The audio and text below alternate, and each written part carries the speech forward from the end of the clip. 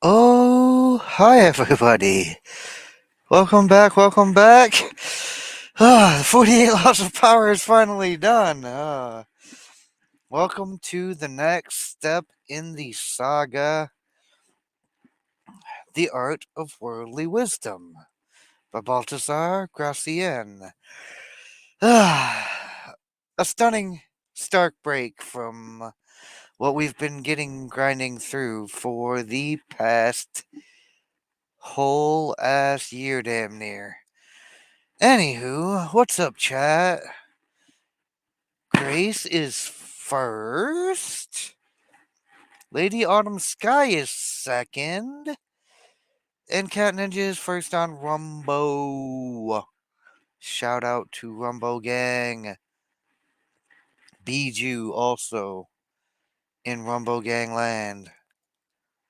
Hi, Lady Autumn Sky. Hi, Grace. Hi, Bijou. Hi, Cat Ninja. Is everybody ready to relax a lot more?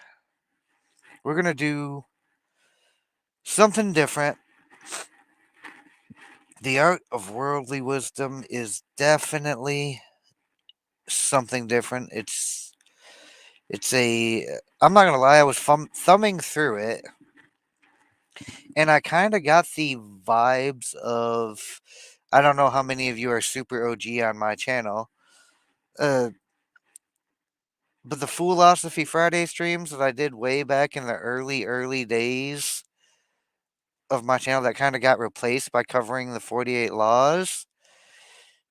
I get that kind of vibe from this book, except for it's all Gracian. And for those who may not be familiar, he was quoted very often in the last book, the 48 Laws of Power, the last project we did. So, I decided to look into him further because I wasn't super familiar with him at the time, and I liked a lot of his takes on things and his way of understanding, like, complex things. Small! Hey, Small! So, anyway, we're going to kick back, relax, and get into the art of worldly wisdom. But before we do that, a little background. I was reading up on it, and it says the art of worldly wisdom is a. Oh, it's got a subtitle, by the way. The art of worldly wisdom, a pocket oracle. I did not know that because it's not actually in the PDF of this. But anyway, this particular title is a book written in 1647 by Balthasar Gracian y Morales, better known as Balthasar Gracian. It is a collection of 300 maxims, each with a commentary on various topics and guidance on how to live fully, advance socially, and be a better person that became popular throughout Europe. It was translated by Joseph Jacobs and Co. in 1892. So, yeah, this was written in the 1640s. Just a little bit of reference on that because I have thumbed through a bit of this pocket oracle, and some of it is a tough read. Like, it's definitely written in in a language in a manner of speaking that we don't use anymore.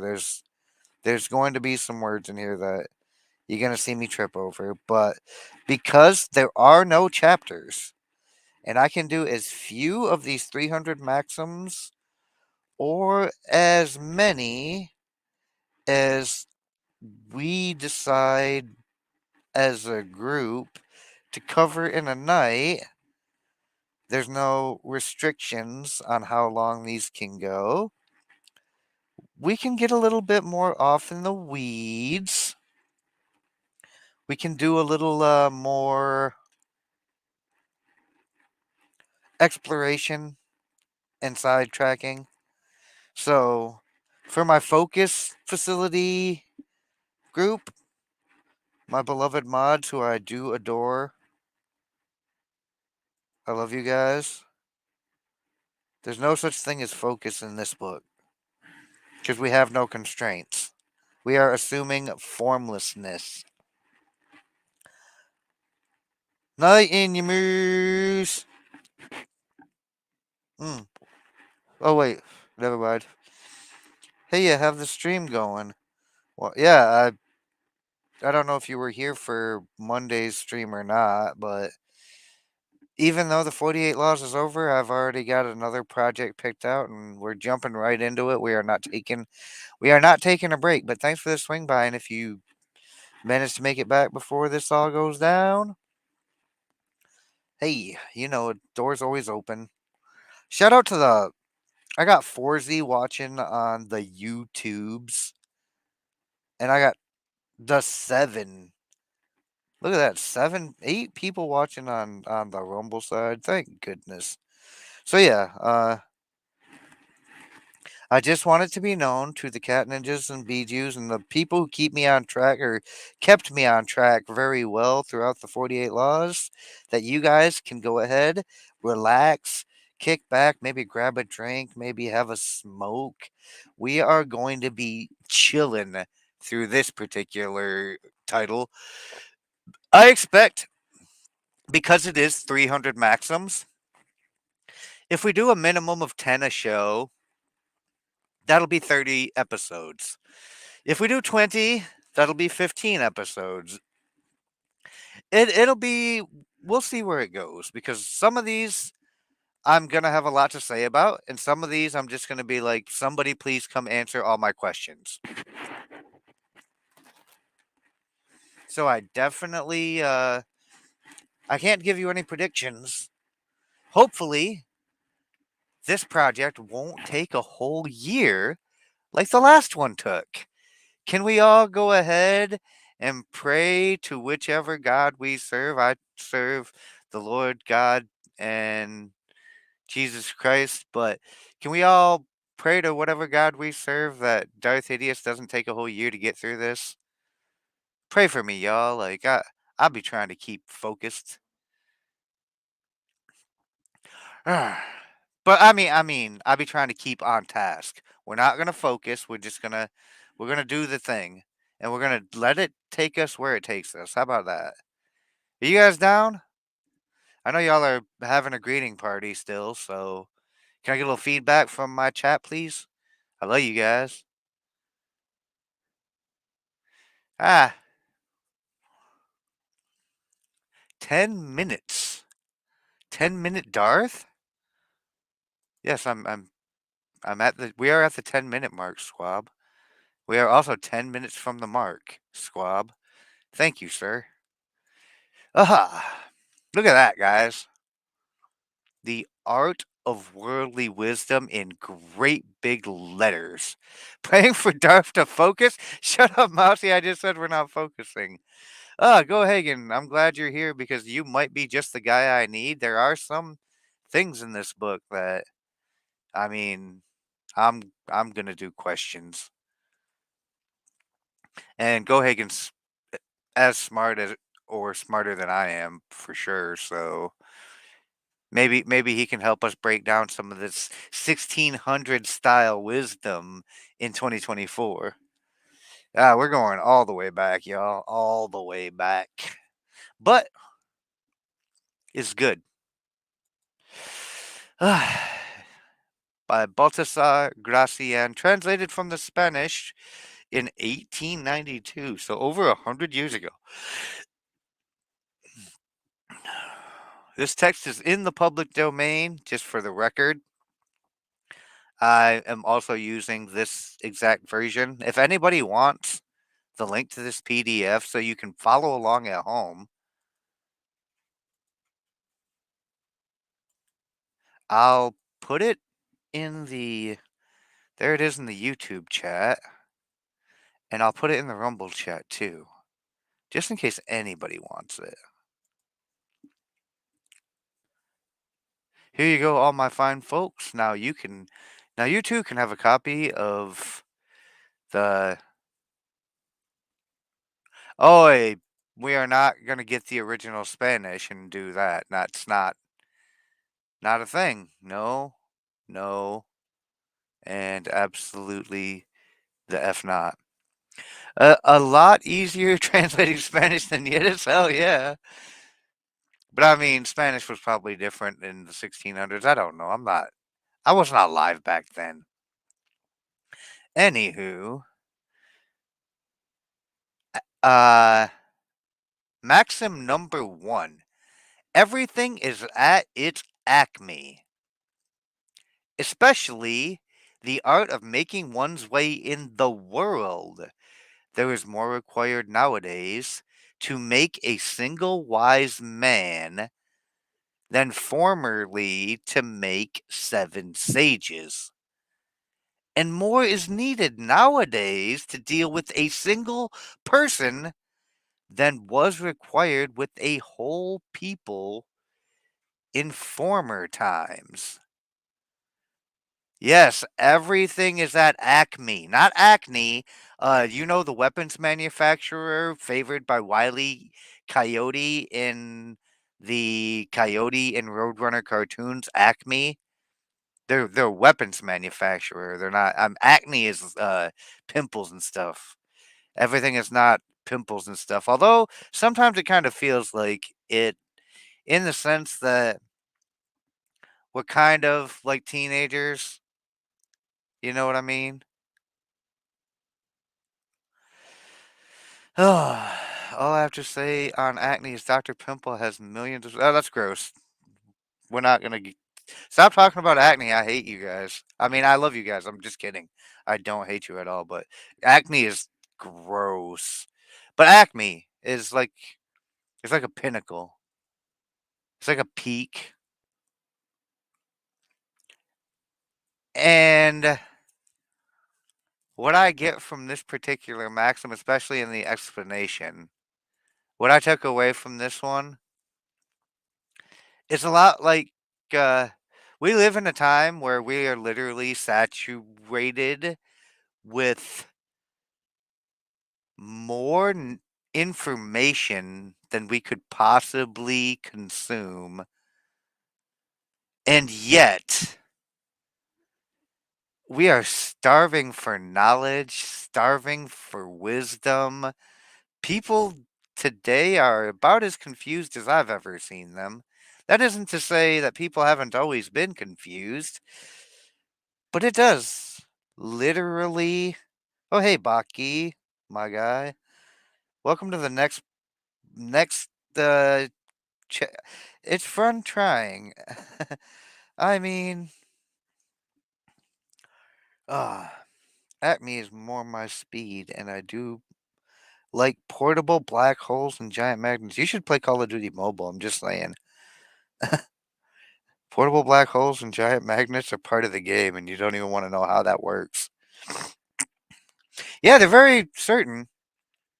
Some people, some people like me are looking like I don't know who to believe anymore because even people that I tacitly trust to be telling the truth get shit wrong, and they also absolutely will manipulate a reality to serve their own agenda. Everybody fucking does it. I was outside all day, Bijou. It might be a bit of allergy action. It's been beautiful all day, by the way. I don't know if anyone else went out and enjoyed the lovely day, but the liberals believe. I mean, I don't think they actually believe anything. If you actually like break them down on what the hell they truly believe, you ask them to explain their beliefs, they just call you a racist. They don't believe shit. They just regurgitate words because mafifis. So, I mean, is it a belief? It's more like just like a program, like truly a program. But as far as it taking more to make one wise man than it formerly took to make seven sages, I mean, obviously, we have more information, more knowledge, and more wisdom, a better understanding than we did formerly. And that's always going to continue. And with every source of info, like this is a quote from the 1600s. It's still fucking valid today. Like, and I was worried because I didn't have a chance to read the whole thing. And it's like, how much of this is actually going to be valid today? And it's like, well, a lot of the references that Robert Greene made when we did the 48 Laws were to this period in time. A lot of it was relevant today. I mean, they believe it, but there's no basis of foundation in the beliefs. It's a faith. It's a faith-based belief. They got more faith than the people of faith, from what I see. Faith in their belief system. And that is why more is needed nowadays to deal with a single person than was required with a whole people in former times. Because everybody thinks they're a fucking expert. And that's a problem that I have. Squabob Baby Pigeon Prudence. Y'all heard it here first. He just doxed himself. Squabob Prudence of somewhere. Yeah, it's definitely closer to a cult. I mean, than it is a political ideology or philosophy. But I mean, uh, we all have different metrics for measuring like what is and isn't a cult. Just like what is or isn't real based on what benefits us. Oh, cat called you dear, though. uh, I don't know. I feel like this is a really good one to start with. Like, I'm glad that this was the first one because I was like, man, at least it's something I can explain right off the bat. I know some of these that I read, and I'm just like, I'm not even exactly sure what the fuck that just said. And we're gonna get to those, I'm sure.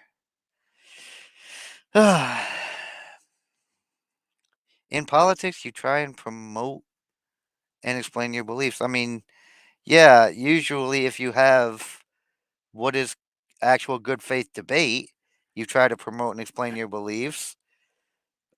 But yeah, in a cult, nothing can be questioned. Even in religions, there is debate. The only place where debate is not allowed is cults. I mean, people have been debating Christianity for since Christ died. I mean, even before Christ died, like they were debating the Christ like before he was born because he was prophesied. But yeah, it's not. It is literally like an unquestionable groupthink. Darth could be prudent. I mean, I tend to be more pragmatic. I try to be prudent as well, but prudent and pragmatic. Truth, I've been called a cult leader.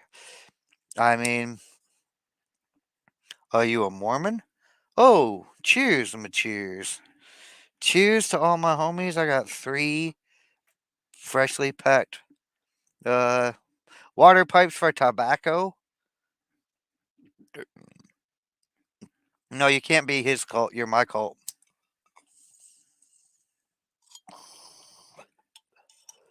That wouldn't work out well. I don't know.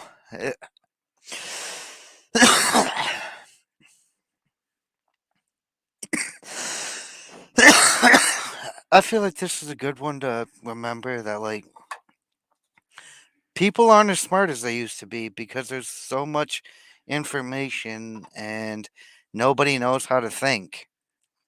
I think that's what makes this valid today. I mean, as to what made this valid, I mean, if you think about the 1650s, when was the printing press was invented by Gutenberg in the 1400s. So by the 1600s, like literature, books were in fairly widespread production by then. So people were learning. People weren't able to just be cowed as sheep, like,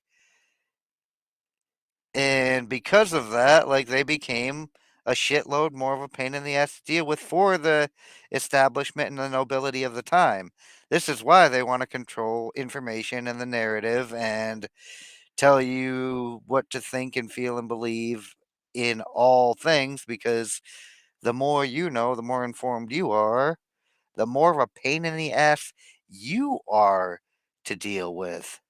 Their cult works off trying to shame and guilt people into accepting. Yeah, no, I know it's a compliance call. It's a if you don't think, feel, and believe exactly as the herd does, we will cast you out of the herd. And unfortunately, the herd will just change its beliefs on a whim because fucking reasons, and you just have to go along with it. Otherwise, you don't get to be in the herd. Yeah, he's right to be afraid of that. I'm just saying. You're a follower of the following? Oh, gross. I've only sacrificed a virgin. Squabba! Not in the YouTube chat. You're supposed to post that shit on our Rumble side. Ugh.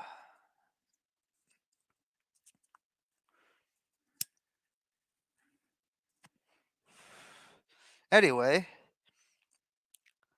I could get in probably into a giant hour-long debate about everything being at its acme, but I think everyone looking around understands what this means, like, or can interpret it in a way. That's how I interpret it anyway. Like, and like I said, I got Philosophy Friday vibes off of reading this big time, except for all of the quotes are from Gracian. So if you're not OG to the very beginning of my channel, there is a YouTube channel called quotes.com. Quotes. It's just called quotes, not quotes.com, but and they do a lot of ancient philosophical, like 24-hour a day live streams of just on screen quotes being read. And I used to read them and interpret them and react to them, give my thoughts. That was way back in the beginning of my YouTube experience, career as it were. So, yeah, this is definitely going to be a lot like that. I can only give you guys my interpretation, and I can only discuss your interpretation with yes. What guy looks kind of like a Marxist? Are you talking about Balthasar? I mean, they didn't exactly have electric beard trimmers back in the day. Like, shaving was kind of a pain in the ass. Anywho, carrying on to the next one, unless anyone else has anything more to uh, add to that, like, this one's kind of heavy. This one I almost wish I had a co-host for. Number 2, character and intellect. The two poles of our capacity, one without the other, is but halfway to happiness. Intellect sufficeth not, character is also needed. Duh. On the other hand, it is the fool's misfortune to fail in obtaining the position, the employment, the neighborhood, and the circle of friends that suit him. So, this one's kind of heavy for me. Like, Yeah, it seems bl- blatantly obvious here. Like there doesn't seem to be anything hidden in the as a mystery in this. Like except for like, I mean, it is the fool's misfortune right here. This last bit to fail in obtaining that, like if you have the intellect and you have the character, like you rarely run across the fool's misfortune. I don't know why we needed that other hand in here. Like, don't be stupid, and you're less likely to fail in obtaining the things that suit you. And people usually do tend to end up where they belong. A lot of people like to say, "Oh, this or that," or "I'm oppressed," or "They're oppressed," or you know who's oppressing most people? They are. And if you got the envy monster in you, but you don't have the willing work ethic or the capacity to achieve success, that sucks for you, but nobody owes you shit. Please fuck off.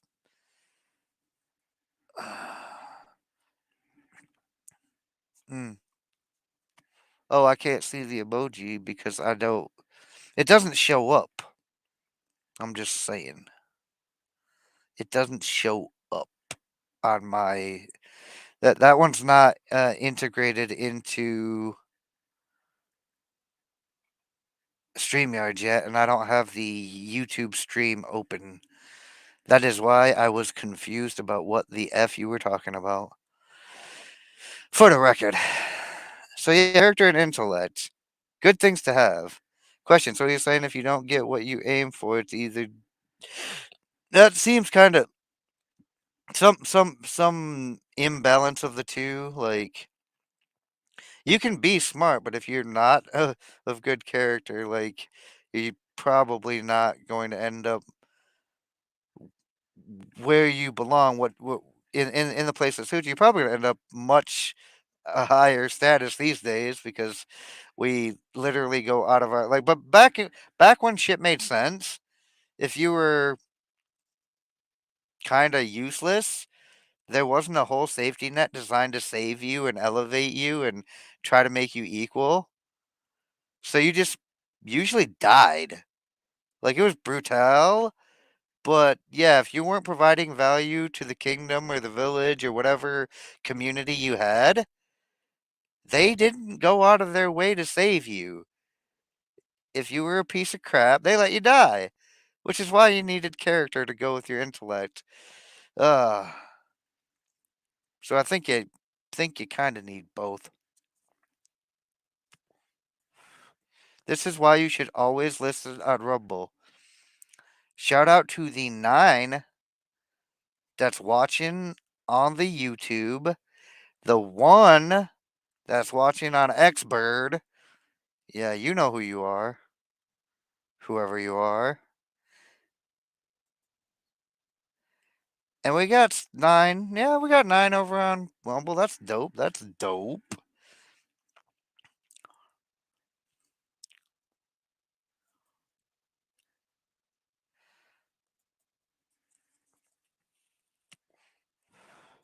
I wouldn't call myself an overly ambitious person in general.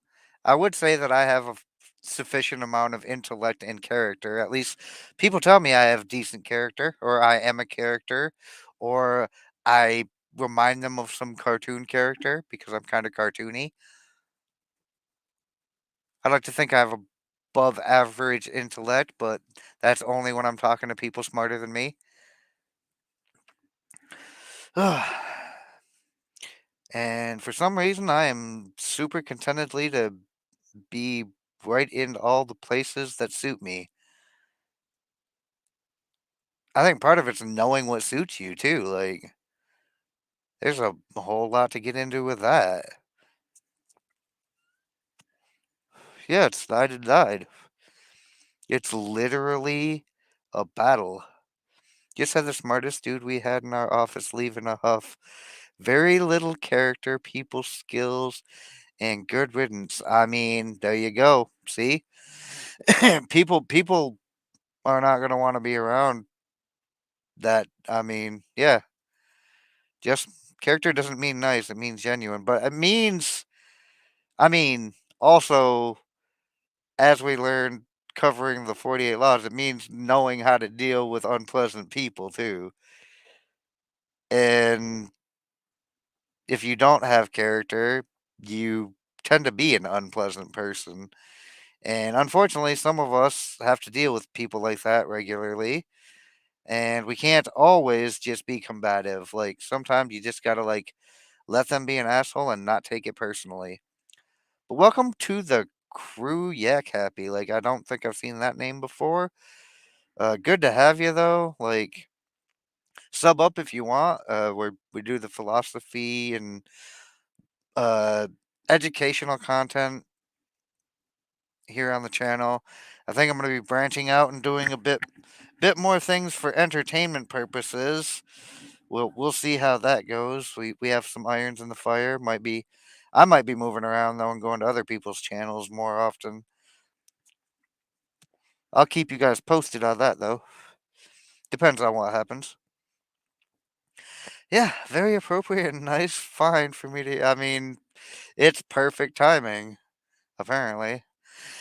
But I'm glad you're here.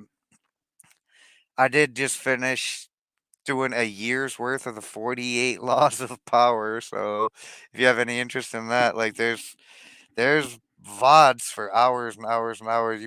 I would never have believed after having read that book so long ago that if I was going to talk about it, that it was going to take me a year to freaking get through it.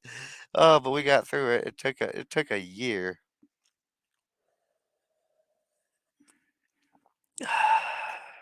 On to Maxim 3.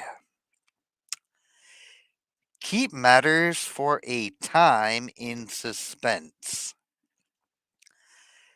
Admiration at their novelty heightens the value of your achievements. It is both useless and insipid to play with the cards on the table. If you do not declare yourself immediately, you arouse expectation, especially when the importance of your position makes you the object of general attention. Mix a little mystery with everything, and the very mystery arouses veneration. And when you explain, be not too explicit, just as you do not expose your inmost thoughts in ordinary intercourse. Cautious silence is the holy of worldly wisdom. That is why it is the fourth law in the 48 laws of power. Always say less than necessary. A resolution declared is never highly thought of. It only leaves room for criticism. And if it happens to fail, you are doubly unfortunate. Besides, you imitate the divine way when you cause men to wonder and watch. Basically, what that last bit is saying is God doesn't tell you his plans. You are just supposed to know that God has a plan, and you're supposed to trust in that fact. So when people are looking to you for the plan, you gotta keep them waiting and only tell them when you absolutely have to. Because as soon as you let people know what you're up to, you will have the people who try to undermine you, and then you're gonna have the sons of bitches who just want to argue just for the sake of argument. They could be absolutely wrong, but they're going to argue with you anyway because that's what they do.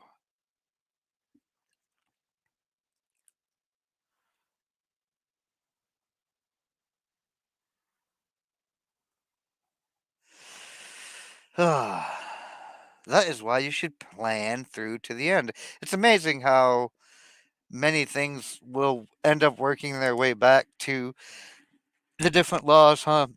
Bijou, that's kind of why I wanted to start with that one as a baseline because I know, like, when I get into the rest of these, there's so many things that are going to tie in that it's just going to be a decent point of reference. Hopefully, by the time I get into like the fifth book, I'm not like 7,000 subscribers who never saw the 48 Lost series. Because, man, so many references is going to get missed. Virtually my entire office career has been made up of what you are speaking of, and I've had enough. I mean, I'm not going to lie to you, dealing with people, politicking, office work, not for me. Like, I spent most of my life running a business. It's a seasonal gardening business. And before I actually got successful enough that I didn't have to work my off seasons, I had to work a lot of like temp jobs and a lot of different like fields over the winter times and shit. And I've had to deal with people in all type of environments from like office jobs to construction. I'd rather work with people who work with their hands than people who work with other people. Uh, Politicking and peopling is not my bag either. Like, I understand there's a lot of good money in corporate work, but I hate the corporate rat race. I hate the office politics, all that bullshit. Ugh, nope, nope, nope. None of that's for me. So now I mostly work with the plants. I still have to work with a bunch of people. I have to work for people. I have to have people that work for me and deal with me, and I have to deal with them. So I have to be a man of more hats than I would have expected. And I also have to actually not always speak what's on my mind either. We all gotta bite our tongue to keep the peace sometimes. It sucks. I know. But this is why I come home and I smoke and I hang out with you guys on the internet and I just get my thoughts out. Like, I hate that 10% of people in the office do 100% of the work. Yeah, no shit.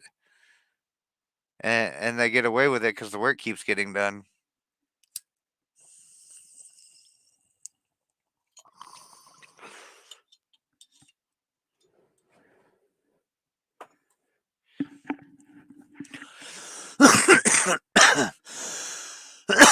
But yeah, always keep them guessing. That's good advice. Especially if you have a play that might make put other people on edge about the change in your influence and power. You definitely don't want to give that all up. Like, so when it says play with the cards on the table, that means play your shit face up. And you definitely never want to let people know what you're up to. This was over and over a theme in the 48 Laws. And it, like, literally, the best way to get yourself undermined is to be transparent. Cool Frog, Cool Frog is flying my flag in Rumble. Gay, gay, gay. What's up, Frogget? I have subscribed and will be keeping in tune. Thank you. I'm glad you enjoy it. Like, I don't claim to be the smartest guy on the planet. I have the understanding generally slightly above that of the average person, but I'm curious. I am very curious about things and I enjoy this type of content. Like, I almost everybody I'm subscribed to does content for like news and politics or entertainment, and it's like, well, I wish there was like more people doing philosophy content in a manner that's engaging to me. And it's like, well, you like to talk about philosophy with pretty much anybody who will listen to you. Like, why don't you just stream it? Uh, claims what? I didn't claim. I mean, yes, I did. I claimed it. You're right. I'm just wondering which claim I made that is. It's probably all bullshit. You should probably never listen to me because I'm just here to try to manipulate everyone's brain into thinking for themselves. So that's my agenda for anyone. Like, that's why I share my thoughts, and I'm very clear that these are just my interpretations, which is why I love it when everyone shares their thoughts and their interpretations. You know what I'm saying?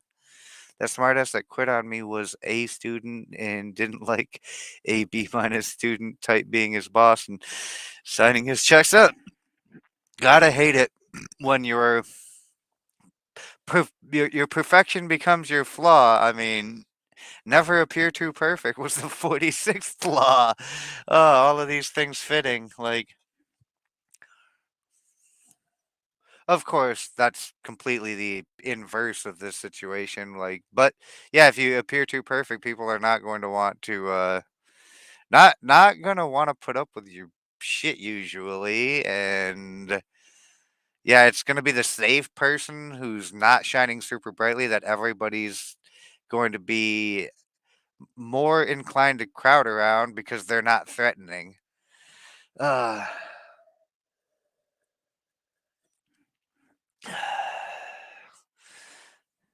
it was too much change all at once for him. Speaking of people who appear too perfect, is Shilomania with the space lasers. Hello, my dear. The smartest is going to have a lot of trouble out there. I mean, it's kind of an isolated island just being above average intelligence because the ability to have like super in-depth conversations with people is lost on most. And you have to deal with the fact that people don't look at broader pictures in a lot of cases. I'm guilty of it enough. Like, I'm definitely no super genius, but I like to think about things at least. That's fun. And if thinking about things is a hobby of yours, you'll usually go pretty far.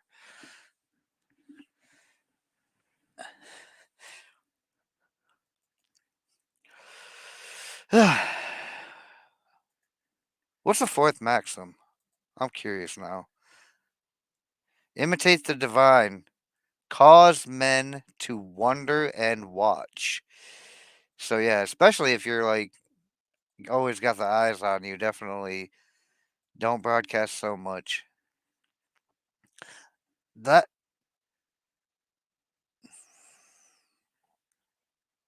let's give them something to think about. I be trying, Bijou. I be trying. Number four, knowledge and courage are the elements of greatness. They give immortality. I'm pretty sure that's Christ Jesus. I'm just going to correct the record here. Because they are immortal.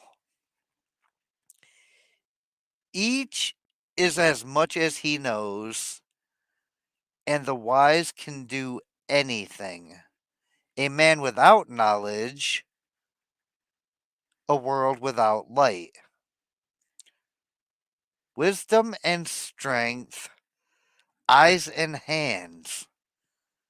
Knowledge without courage is sterile. Okay, that's a lot of imagery there. That is a lot of imagery there. Uh I'm pretty sure the last time I addressed this issue, I said, "Yeah, I don't know why all the bitches love me, but apparently someone said they don't like to be called bitches either. They still love me though. I don't know why." uh Maybe it's because they know I don't mean it derogatorily, allegedly, probably, maybe. I like getting to the truth about things, and that leads me to think a lot and deeply. It's sad to see the masses only consume. I mean, when I see people like I I got a billion views on a TikTok video. It's like, what the hell could you possibly learn in a 30-second TikTok video? Allegedly. I'm over here, I'm looking at my history and I'm like 2 hour podcasts, 1 hour podcast. It's all like podcast documentaries, like even the media I consume. People be like, oh, did you see this TV show? No. Oh, did you see this movie? No.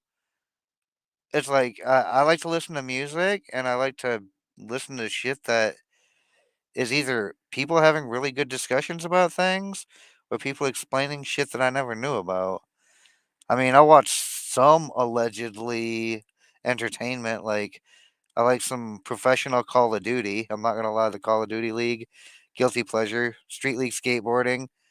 I mean, I skateboarded when I was younger for about a year or two. And by younger, I mean 30, 31. Decided that I was too old to start breaking bones skateboarding now. But in my little attempt at it, I gained a very high level of respect for people who can actually do it. It's a billion times harder than it looks, and it does not look easy. I know why they like me. It's a saying, it's a phrase. It's not real. Yu-Gi-Oh! Duel Links. I mean, there you go. Everyone's got their thing. And I mean, it's not really a vice. I mean, if you enjoy it and it doesn't consume all your time, like, is it really a vice? Doesn't it ain't hurting nobody. People are gonna be putting the content out there.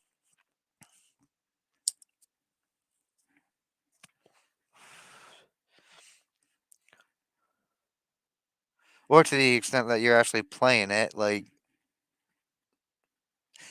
sometimes it's good to have a good healthy distraction away from reality because reality can be downright depressing sometimes. So, uh, immortality with knowledge and courage. 'Cause each is as much as he knows, and the wise can do anything. But yeah, I mean, with all the knowledge in the world, if you don't have the courage to act on it and to put it to work, you're not going to accomplish shit. That's why it's sterile. A man without knowledge is, yeah, a world without light. It's dim and not very bright.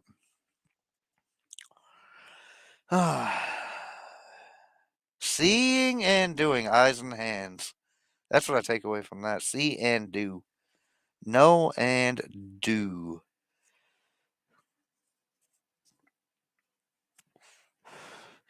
Interpreting quotes that are like 30 generations older than I am. I have got some audacity.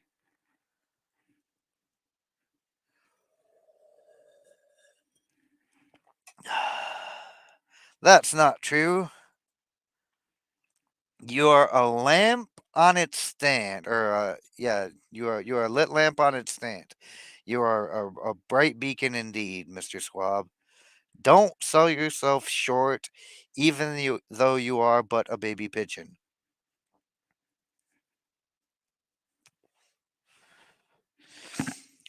Maxim 5.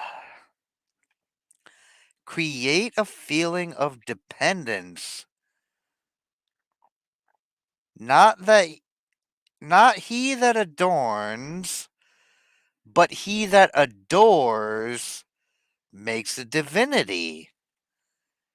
The wise man would rather see men needing him than thanking him.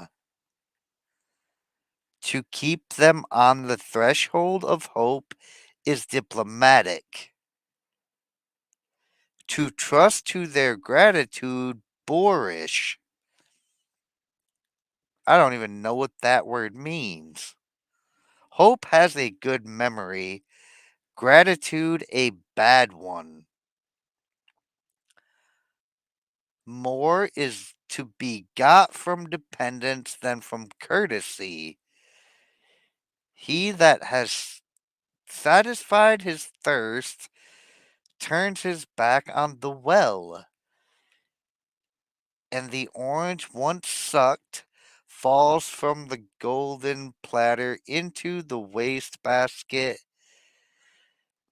When dependence disappears, good behavior goes with it as well as respect.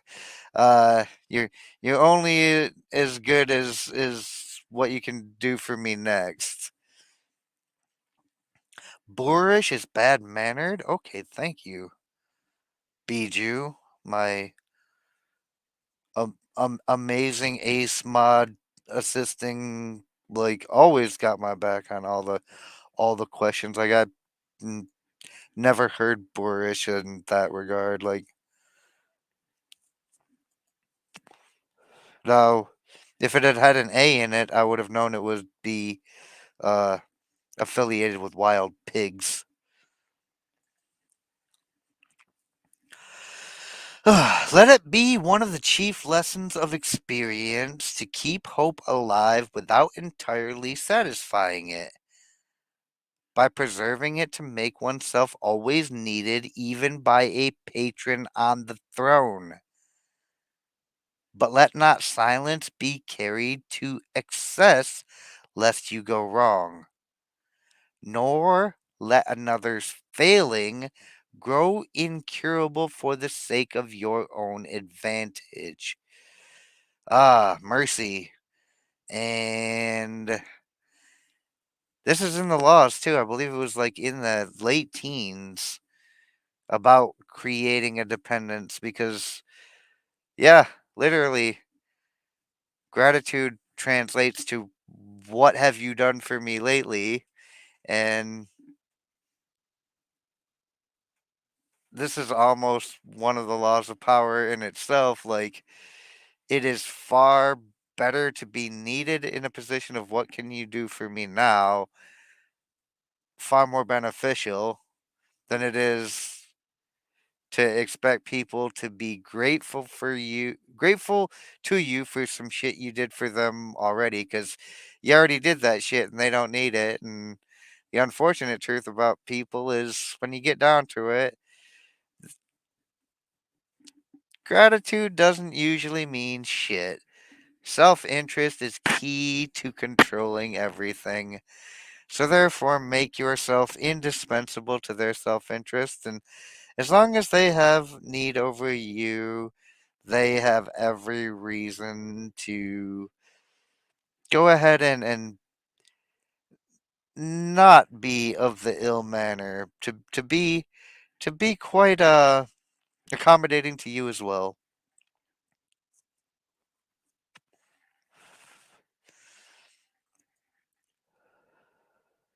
I disagree. I think gratitude helps oneself. It is easier to focus on the negative and overlook all the good one has. That's not usually how see it to be working, though. Like, people do have a wild tendency to absolutely forget what you've done for them about 5 minutes after you've done it because, well, that's how people are. I don't know what kind of people you know. Maybe you have a way better community where people aren't so self serving. But gratitude doesn't usually translate to much in reality.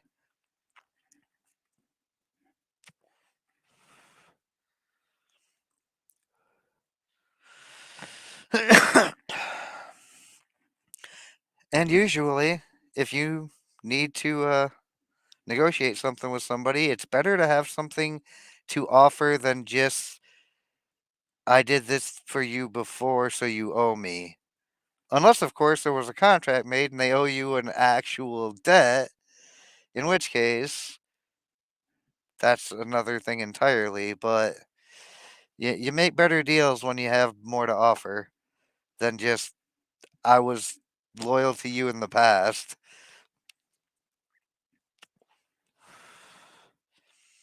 I'm just saying.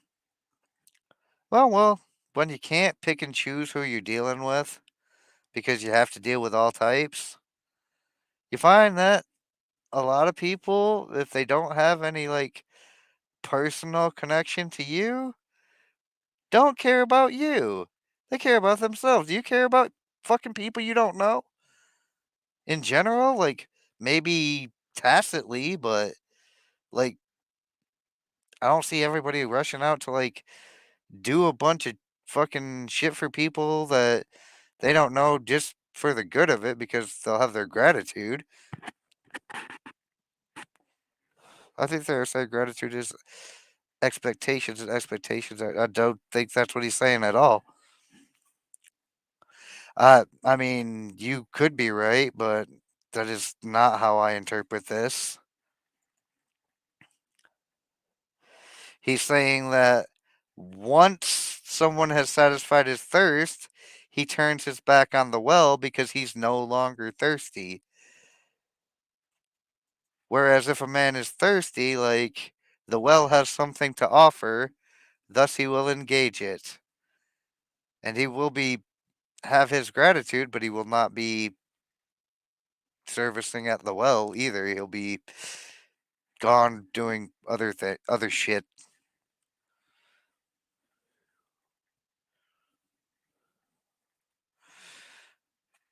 There we go. That's what thousands of people on the way to the executioner's block repeatedly said. But I was so loyal, I did everything you said. I'd rather have armor than affections. I'd rather have mobility than armor because we just got through how helpful armor isn't when it be's very encumbering. But yeah, I'd rather have a protection, and there is no protection like being useful in the future. Take care of the well and you will never go thirsty. Exactly. You must maintain the well or the well will dry up. But the well has something to offer. Wow, we're already an hour in. I guess I did kind of do a long intro because I was just kind of trying to relax, tranquilo. I knew that this one was not going to be nearly as stressful as doing the 48 laws because as long as you don't have any chapters, you can always stop wherever you want. I mean, I try to always make myself indispensable. That's why the audience keeps coming back because I try to have value to provide. It may not be the most value you can get for your time, but if people find it valuable enough to spend their time here, fucking dopo on them. I think it's one of the best uses I can have for my time. It allows me a chance to exercise the muscle I'd get to exercise the least, my thinking meat. I mean, I'm constantly exercising the thinking meat, like in training it, but getting to apply it to actually doing good faith discussions and debates. Go for, I don't know, 20 more minutes. I mean, I was thinking, I don't know, something like another hour. 2 hours is not terrible. I mean, I don't have particularly anywhere to be right now, so but we'll see. I mean, the lovely part about not having chapters is if 3 hours is feeling like the VOD, then we're gonna do for three. Or I'm gonna do for three anyway. Like y'all can do whatever you want. Like I love you guys, but I, I'm not holding you hostage. Ah, always be exercising. Yes. Uh, good advice, Mania. I find it valuable thanks to the 48 laws of power. I see how those in power are a sham. I mean, you see what kind of shit it took them to get there, like, and how they execute a lot of that shitty, uh, narcissistic, sociopathic behavior. But God, we could get into a whole clinical psychology of your average self serving politician. They're the grossest kind. Politicians, lawyers, and media personalities. Oh crap, I'm a media personality, kind of, sort of. I mean, I'm on new media, but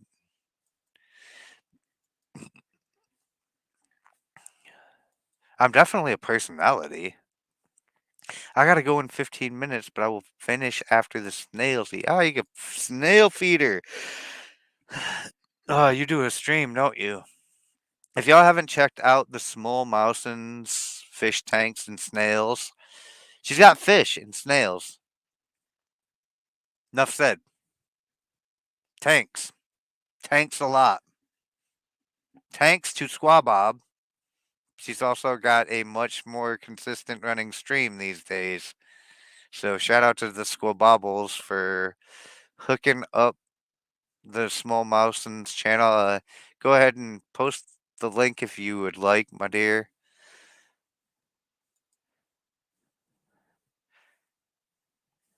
What was the maxim on this? Oh yeah, create a feeling of dependence. It's literally in the laws of power as a thing to do to have influence.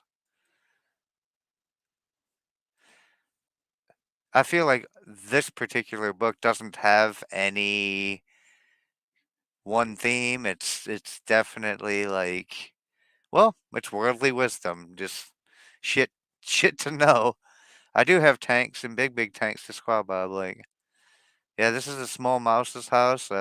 If you're into nerdy fish shit, I mean, I'm not gonna lie to you. I love the small mouse, and sometimes the fish do entertaining things, and I like hanging out with the crew over there. But fish tanks be needing some sound effects when you're just doing the tank vision. Otherwise, it's great channel to just sit and relax to. I'm a little biased though. My homies is over there. Yeah, a little bit of a nerd, but it's fine. Like we all are. Ah, Maxim 6. A man at his highest point. We are not born perfect. Speak for yourself. Every day we develop in our personality and in our calling till we reach the highest point of our completed being, to the full round of our accomplishments, of our excellences. Yeah, I mean, we keep developing until we do hit that pinnacle, and then we start to fall off, become washed up, get old, if you will. Oh, God, does that suck. Happens about your late 30s, early 40s, maybe mid, late 40s, early 50s, depending on what you're doing. If it's physical and it's demanding, like, you're going to burn out quicker. But if you can apply your mind, like, you probably won't peak until like much later because you can preserve your body and not destroy it. This is known by the purity of our taste, the clearness of our thought, the maturity of our judgment, and the firmness of our will. Some never arrive at being complete. We like to call these people women.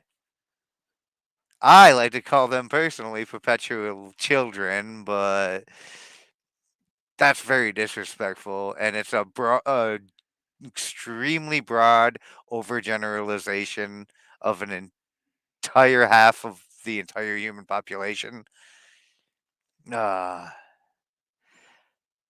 I'm a martial arts nerd. That's why I'm not going to open the debate of armor versus no mobility further. Yeah, I'm team speed. Team defense is not bad. I mean, but there is a case to be made for mobility. Oh, yeah, I just fired shots at the Womans in case y'all were wondering. I love you ladies. Just shout out to all the women that are in my chat who don't take my Uh, don't take my like just flippant criticism of women too seriously.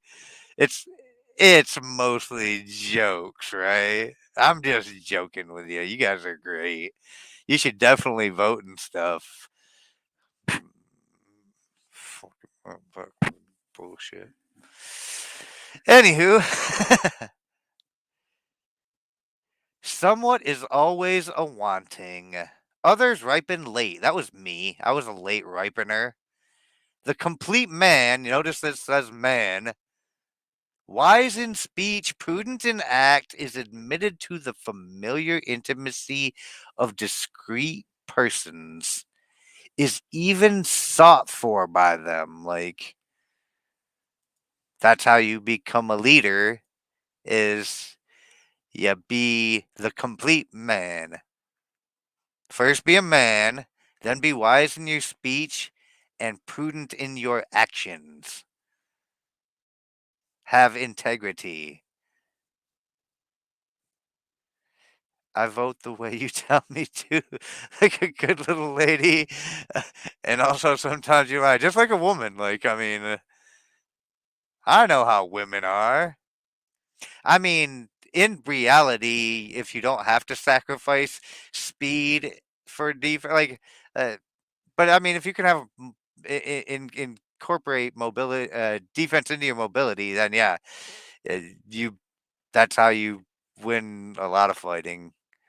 But I mean, just like even in a cage fight, like from what I've seen, like the mixed martial arts trend specifically has gone like almost speed power versus like size strength power. Like faster wins a lot, at least in hand to hand. I mean,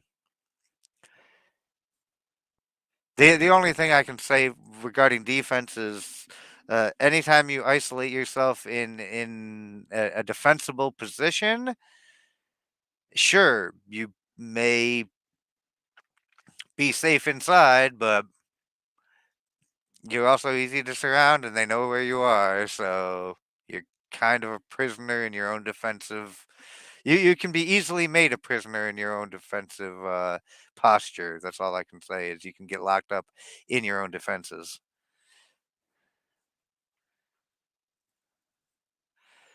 Wait a minute, people are singing in the chat. Hey, Castro. I can't hear the music though because I'm not familiar with the song. At one, when your beliefs match your actions and people's view of you matches your own. Well, at one with self, anyway. When I hear the phrase at one, I think with God, I don't think with self. I've never been at one with myself either. I've always been in some level of a conflict with myself. So I don't know. I've strived to like I would like to be a more complete the man, but we're all quite far from perfect, and there's a few things in the character department that I do lack. I'm working on it. I also need to sharpen everything else. Well, nirvana, wholeness, yeah, completion, like being in a siege. Yes, exactly. Absolutely. Like you can be in prison, and if you're dealing with a really mobile force of an enemy too, somebody who can outmaneuver you before you can break your defensive ranks, like you can end up in a whole mess of shit because they have speed and mobility. Like there's a good level of defense and evasion. I like to use a lot of evasive tactics when defending myself in like having to talk to people in real life. Because if you always tell them that you're on your way somewhere and you have somewhere to be, then you never have to waste a bunch of time making a bunch of small talk that you don't give a shit about. That's a life hack. That is a life hack for anyone who doesn't know. I got you, Gohagen. Nirvana, the wholeness of whole, the the essence of balanced being. I don't know.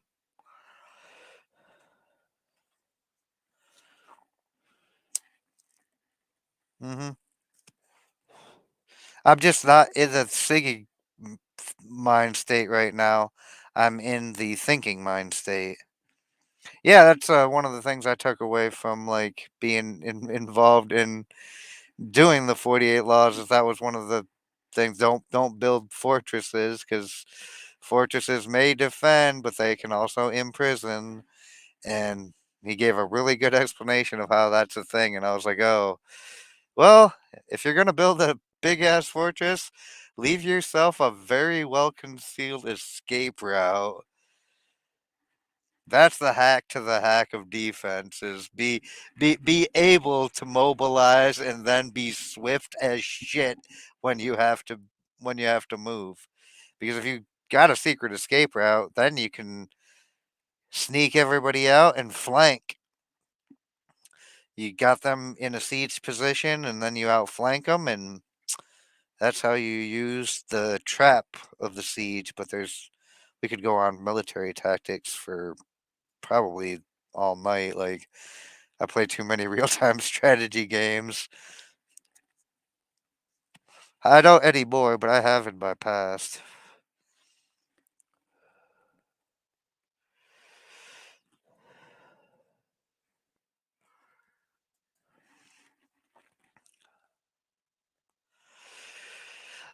This might be my favorite one so far. Number 6. I kind of want to.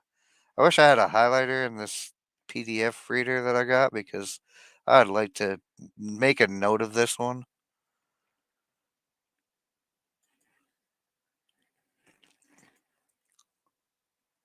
Wait, where my damn where my tab go? Uh, no, you're fine. Go ahead and sing to your heart's content. I'm not your boss. I'm not here to tell you what to do. It's just I'm off in the weeds with my thoughts and hanging out with the chat more because this gets to be the much more relaxed version of the stream.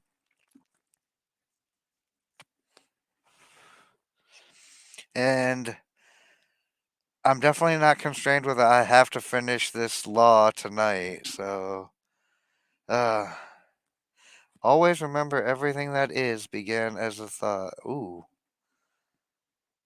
man, do you have a book of Gohagen quotes?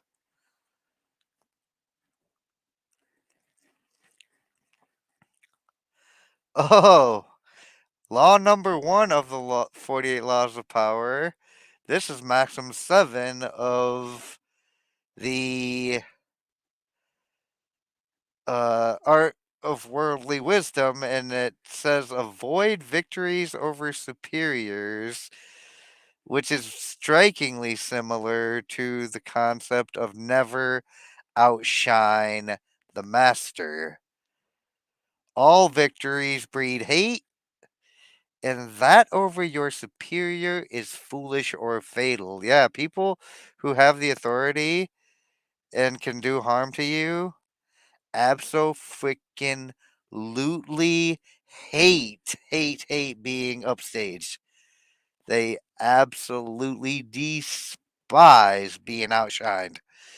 And if you do that and you're nothing but an insolent subordinate, that's all they, well, I mean, that's how they see you, and that's what they're going to see is subordinate insolence. Superiority is always detested. That is why who was it that was doing the exiling? Was it the Greeks? They always exiled the like superior guy because they didn't want anybody getting too influential or powerful. A fortiori, superiority over superiority. I don't even know what the fuck that means. Caution can gloss over common advantages. For example, good looks may be cloaked by careless attire. Like, if you're better looking than the guy you're working for, dressed like a sloppy bum, like yeah, man, I don't know. I guess. This was a lot more relevant back, but I mean, images are still perception is still everything, so it's still very relevant today. Uh, so if your boss wears a Brooks Brothers suit or something from the Men's Warehouse, don't be showing up as a subordinate in an Armani. I think that's what they're getting at here. Like, try to keep yourself at a level balance, like right below the realm of suspicion. You don't want to be seen as ambitious. There be some that will grant you precedence in good luck or good temper, but none in good sense. Least of all a prince, for good sense is a royal prerogative. And my do we know that even though most monarchies have fallen by the wayside, there are more tiny tyrant princes today than there ever were when we had an official uh, royal nobility. Now everybody thinks they're a fucking noble. Anyone with a little bit of influence is a tiny tyrant. There are thousands of them, and they hate being threatened. Any claim to that is a case of lèse majesté. They are princes is it and wish to be so in that most princely of qualities that they know best. So if you're shining brightly, like they're gonna give you a pass on, oh, he's really lucky. They're gonna give you a pass on, oh, he's really kind. He's got a great temperament. You're not gonna get a pass on, oh, this motherfucker's really smart. Oh, he's really smart. He's got a lot of good sense. He is a threatening motherfucker if I ever did see one. This is how the operation goes. Ugh. So, in those awful situations where you happen to be so far ahead of the game, you might actually have to be retarded. Like, slowed down. Like, I mean, the clinical term. Like, like, dumb it down a little bit for these people.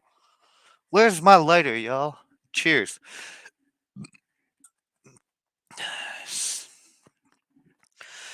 Happy 420 somewhere.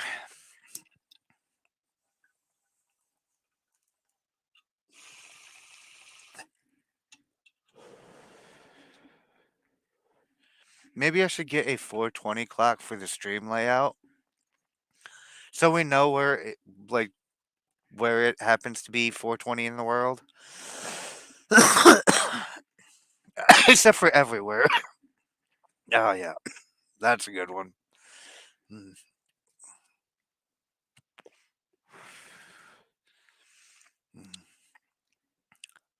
They will allow a man to help them, but not to surpass them, and will have any advice tendered them appear like a recollection of something they have forgotten rather than as a guide to something they cannot find. Ah, how many people have you pointed out the very obvious thing to, and they're like, "Oh yeah, I knew that all along." Yeah, sure you did. You knew that all along from the very moment I just told you it 5 minutes ago, right? Yeah, I know, but you ain't gonna admit it. The stars teach us this finesse with happy tact. Though they are his children and brilliant like him, they never rival the brilliancy of the sun.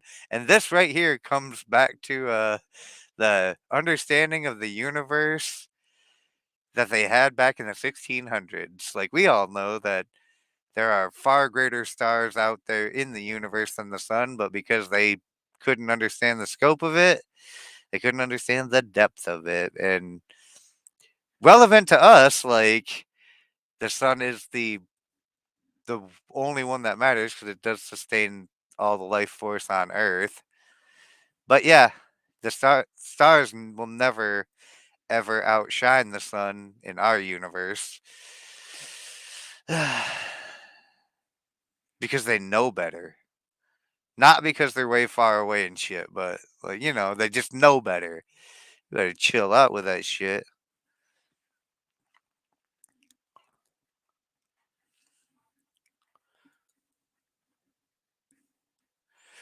What about the eighth maxim?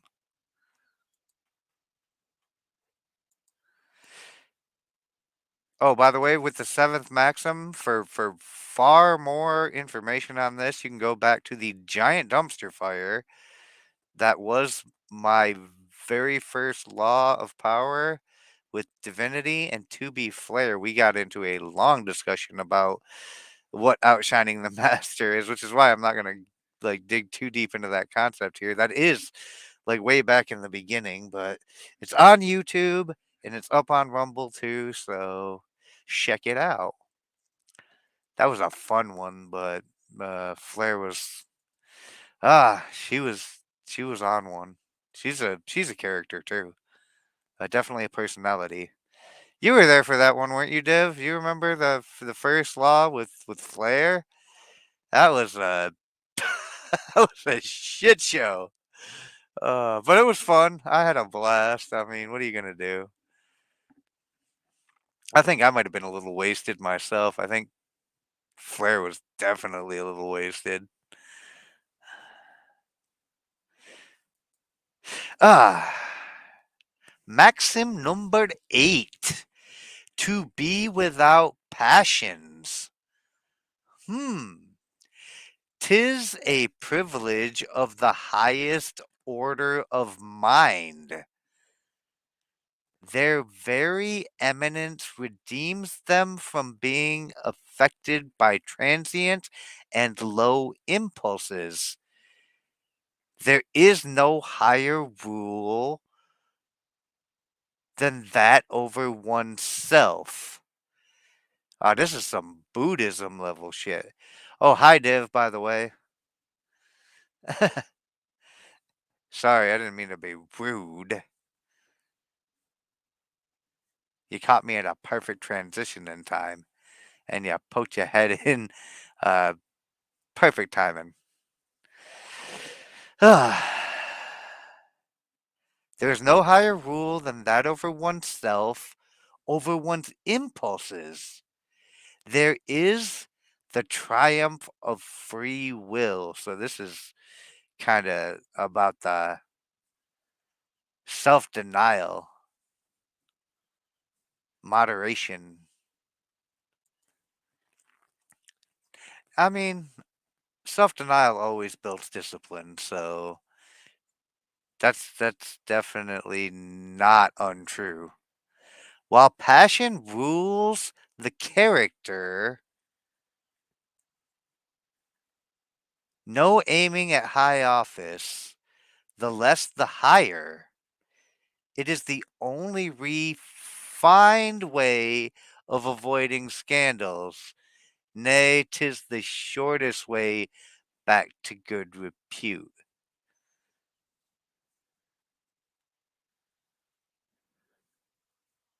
I have no idea what that last part means at all. Like, was that even English?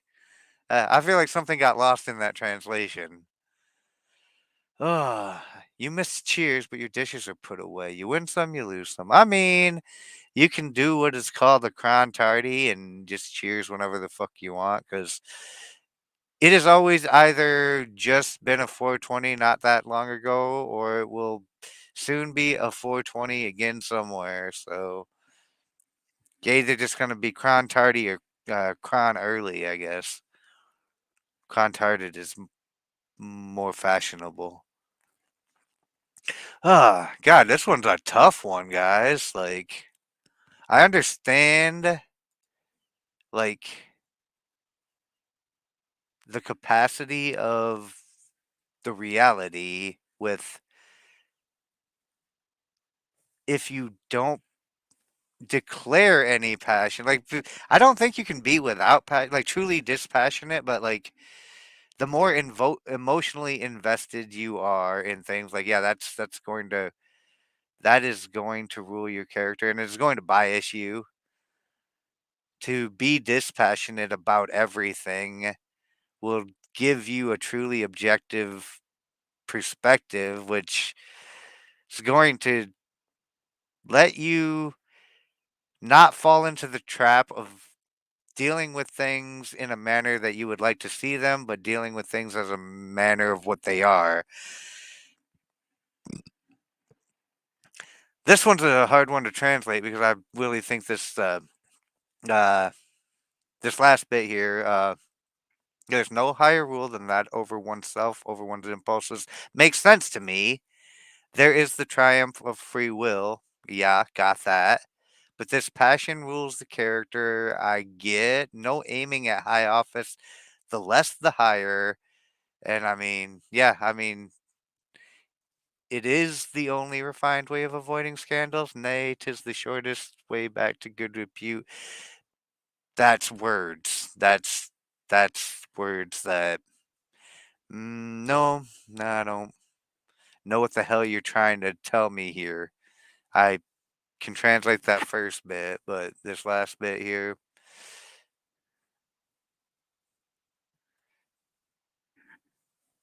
I think a lot of people actually do tend to gravitate more to an impassioned person than they do to somebody who seems very clinical and dispassionate. Like, that's awkward for people. That's very off putting. Like, because a lot of people are people who don't do so much of the rational reacting as they do the emotional reacting. And if you don't appeal to emotions, people are going to be very put off by you in the average. Like, you're not going to get a whole hell of a lot of positive feedback with that. In general, you won't get a whole lot of feedback at all. You'll just get that blank stare like the fuck. Now you gotta stir them up with like appeals to emotions. That's how you get the good repute, I think. At least in the society that I live in. I don't know. Maxim 8 on the shelf till further research and explanation on like what the hell that actually means. Ah, 9. 9 looks fun, doesn't it? Ah, avoid the faults of your nation. Oh, is this applicable to anyone? Raise your hand if your nation has faults that you would like to avoid. Water shares the good or bad qualities of the strata through which it flows. The man those man those of the climate in which he is born. Oh, ain't that the truth? This is the herd. Some owe more than others to their native land because there is a more favorable sky in the zenith. Some people are born into better circumstances than others. Imagine there is not a nation, even among the most civilized, that has not some fault peculiar to itself, which other nations blame by way of boast or as a warning. I mean, we're literally uh, the most powerful country in the world 30 years ago, the laughing stock of the world today. And I'm arguably arguing that. Are you raising your hand, Bijou? Uh, I can't quite see the emojis, but it looks like Gohagen did the Vulcan thing, the Vulcan salute, or the victory V, and you look like you're raising your hand for some reason. It's no measure of good mental health to become a well adjusted to a profoundly sick society. I mean, it is a measure of compliance and weakness of character. I like that quote though. But yeah, we raised our hands at your statement of oh yeah, yeah, definitely. Definitely you guys. Yeah. We're literally the laughing stock of the world. I mean, we have a senile criminal uh, who the DOJ said they wouldn't prosecute for the crimes that he's committed because he's too old to remember it, but he can run the country. He's not too old for that. Hmm. Okay. Mhm. I hate this timeline.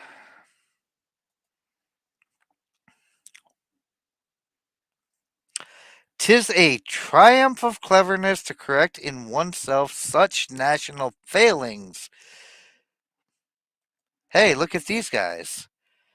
They live in a nation that is like going full retard, and they're not. And what's the funny part is if you like actually looked at the vast majority of all the people, they're not full retard either.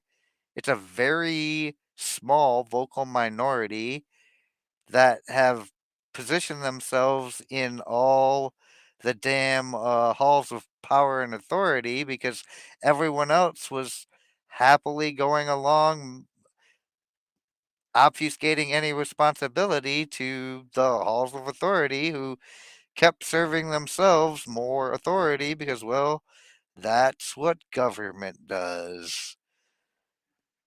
And because we've had it too good and everything's been super comfortable and they've been allowed to position themselves for, some would say, at least the last 70 to 100 years. I mean, now we're dealing with a very endemic problem of people who, they don't like the fundamentals that we have as a society. Well, we don't have fundamental core values or beliefs in this society anymore. We have an idea of what they used to be. They're not that anymore. And it's because people have just lazily gone along with it. Nobody was like, hey, no, fuck that. We are not going to let women vote. Just to name an example of like things we just went along with.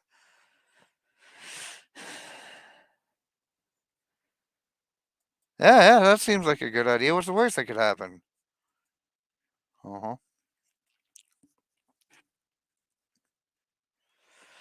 huh.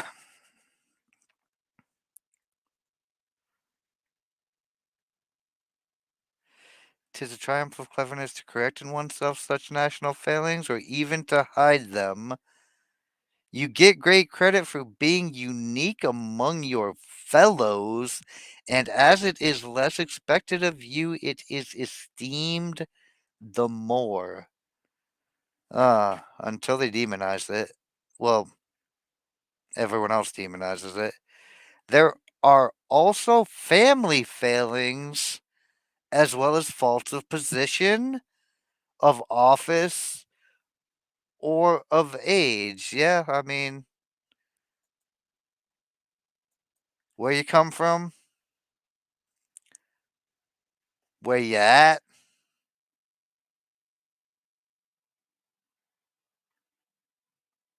what you do, and where you been.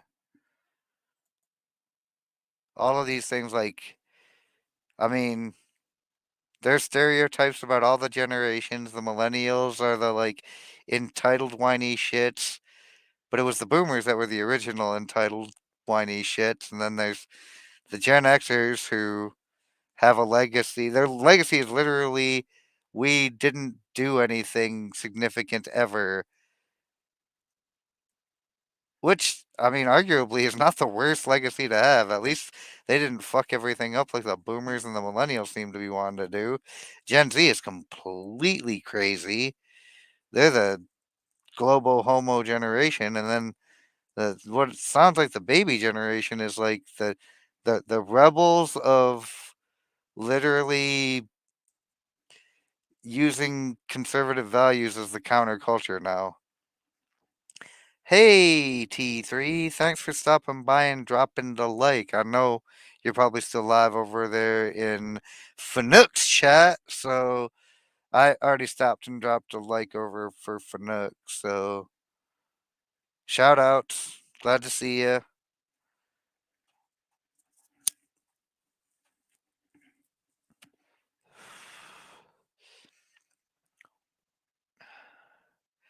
If these all meet in one person and are not carefully guarded against, they make an intolerable monster. Like, okay, we've all seen, like, the stereotypical, I mean,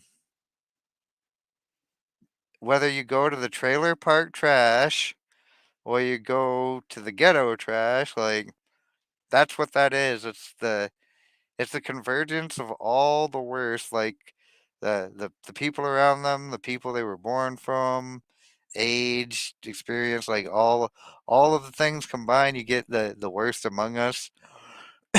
And if you add a bit of intelligence to that, you get people like Joe and Hunter.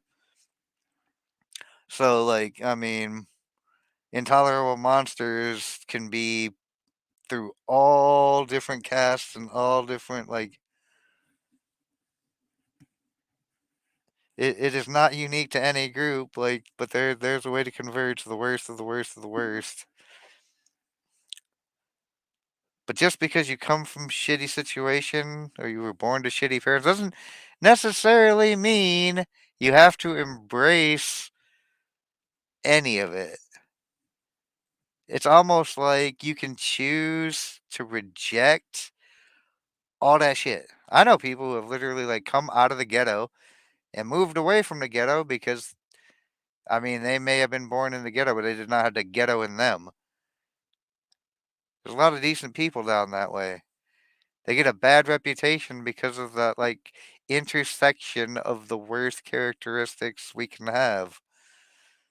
I mean, there's maybe a couple of decent politicians too. I don't know. I have yet to meet any. They all seem to be the intersections of the worst of the worst of the worst things, and we vote for it.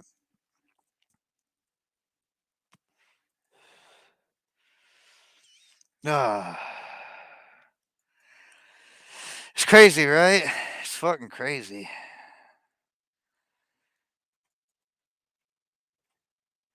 It is kind of crazy, this particular book, and how much.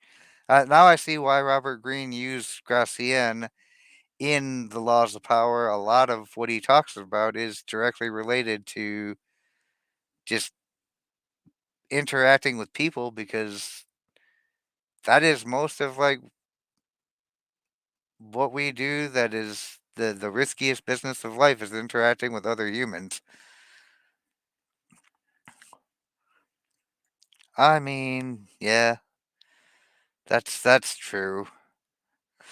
Sucking the lifeblood of our future. I mean, our nation hasn't had any lifeblood. They're sucking the lifeblood of our nation 5 generations from now, right now.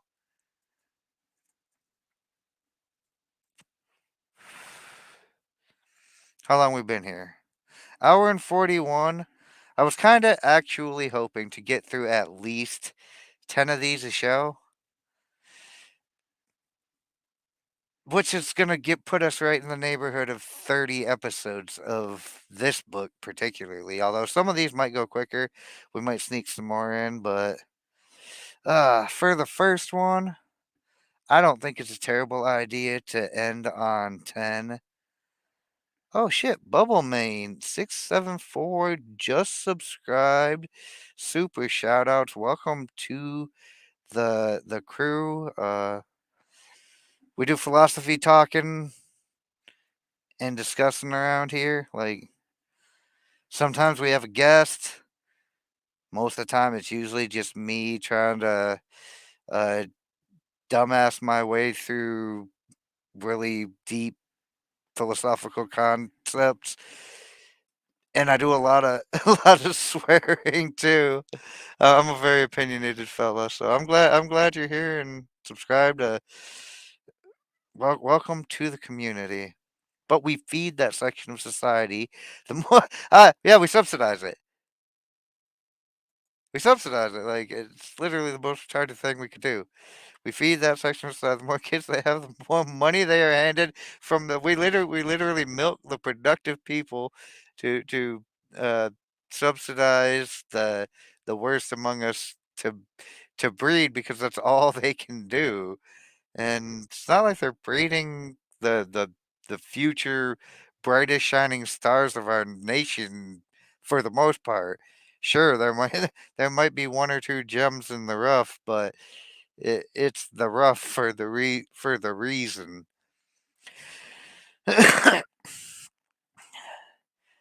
I heard the term Chirac from somebody from Chicago originally.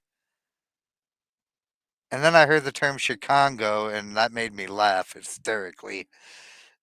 Either way, that there's a reason these reputations and stereotypes exist. Number 10, fortune and fame. Where the one is fickle, the other is enduring. The first for life, the second afterwards. The one against envy, the other against oblivion.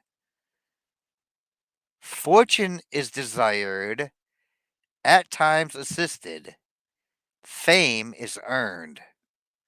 The desire for fame springs from man's best part. It was and is the sister of the giants, and it always goes to extremes. Horrible monsters or brilliant prodigies. Like, yeah, it takes a certain type of person to want to be the center of attention for everybody.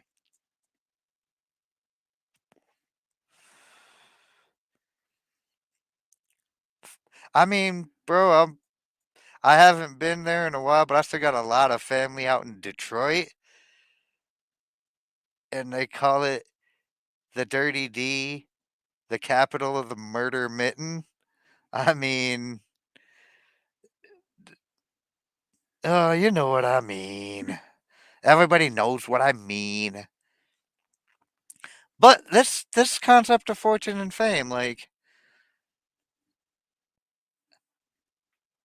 there's a lot to unpack here. Like, which one is the fickle? The fortune is fickle and fame is enduring. Or no, I mean, where the one is fickle, the other is enduring.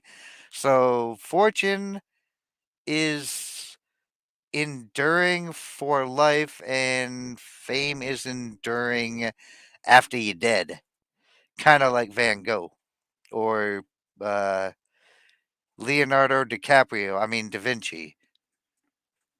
That's not really so much the case today as it was hundreds of years ago. Like with all our advances in media, you can be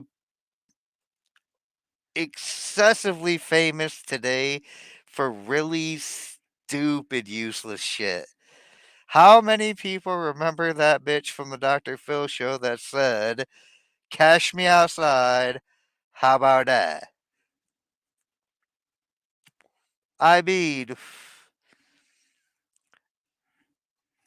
that's famous now. That bitch has made a whole damn fucking career as a social media person and apparently is a rapper too.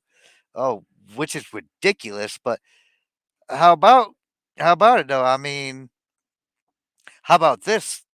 Drive up ATMs, cash me outside. How about that?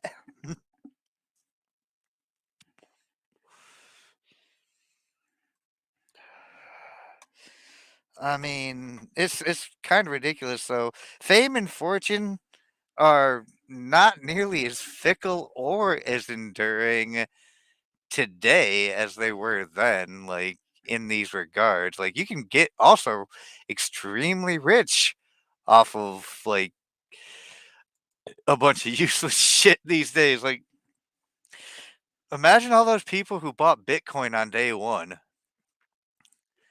Cash really do be outside. Uh, how very convenient of them. Thank you, Cash.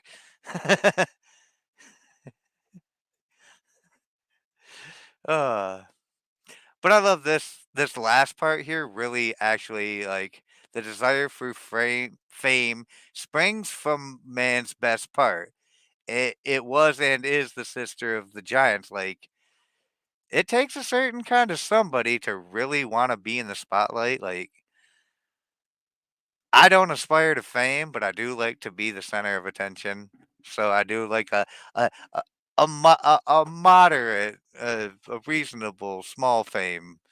I don't know what I would do if I looked up at that number and I saw the kind of shit some of the creators I follow, like people who have 7,000, 8,000, 10,000 watching at one time. It's like, whoa, that would trip me the fuck out. That being said, though, tell all your friends and everybody you know about this channel. Like, get the entire 8 billion population of Earth in here, and then I can have Divinity back on, and she can explain to everybody why the Earth is flat. As soon as we have everybody on Earth here so that they can all listen, and once she has explained it to them, then we will have a consensus and we'll stop with this whole globe Earth shit. I'm just saying. Tell your friends, tell your acquaintances, promote the Rumble channel or the YouTube, whatever is your flavor. I don't know what this is. It just shows a tiny box on my side. Ah, but it always goes to extremes. Horrible monsters or brilliant prodigies. Ah, and we all can think of some examples like you got your Marcus Aureliuses and you got your Napoleons, you got your Genghis Khans, and you got your Mahatma Gandhis. I mean, Gandhi's not really a great example of that.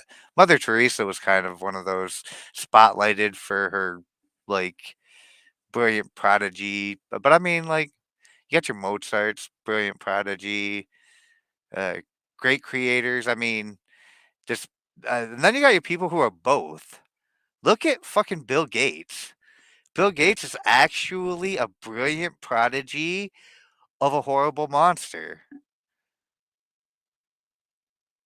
He's both. Like he brought us like the commonplace PC because of the Microsoft operating system and the user friendly graphic user interface made like Microsoft the number one thing in household, made Bill Gates an obscene fortune. And then like now he wants to use it to like take over the world. Man, you had me at like I'm gonna make the world a great place by putting a PC in everyone's household and giving everyone access to all the collective information and collective like communication of everybody everywhere. Well, that was really the internet that did that.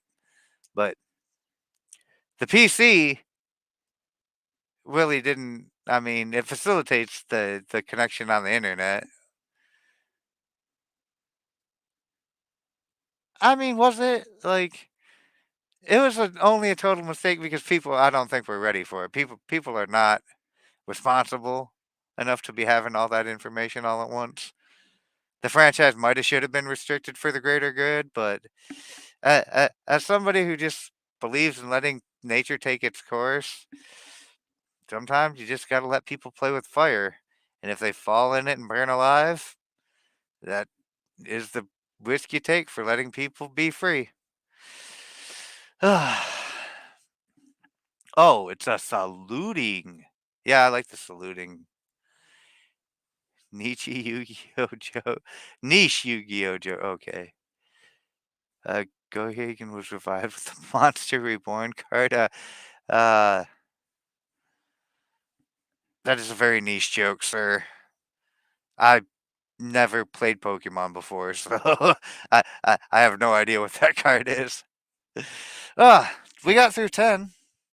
That was a pretty good first delve into the art of worldly wisdom, and yeah, like I said, this definitely gives me greater insight as to why Robert Greene chose so many Gracian quotes. Like, there's a lot in here that's just so parallel to the 48 Laws of Power.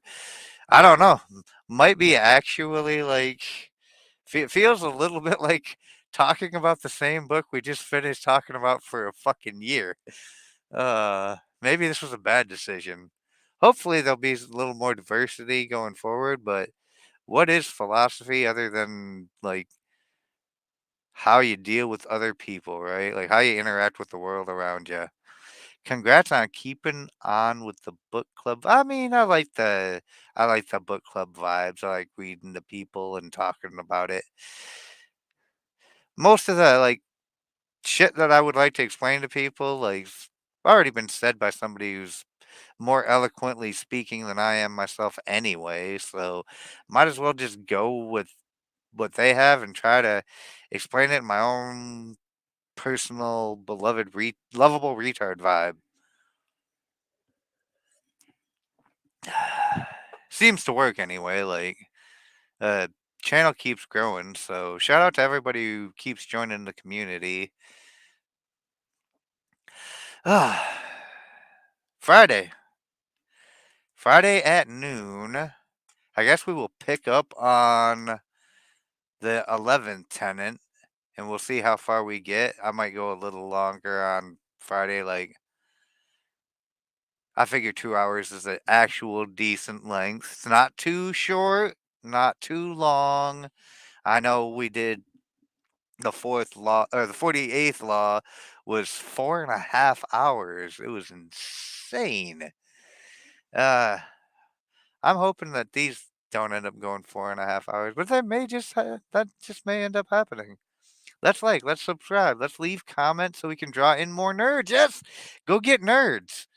Uh, get the algorithm to bring nerds, but go share on your social media this nerdy ass shit. Like, I mean, if we get super nerdy in here, I might break out some like physics textbooks and try to learn physics. I don't know physics, by the way. I am more of a word nerd and less of a math nerd. Math actually hurts my brain when I have to do it, so I try not to do too much advanced math that's useless. Nerd party. All right, guys. Have a good rest of your night. Be safe out there if you're going out there. And because it's so beautiful outside today, you should definitely go out. You have some theories, huh? Hold on. I was going to say goodbye to everybody, but if you have some theories about what exactly? Yeah, I love a good theory too. But theories about what? Yeah, I'm confused.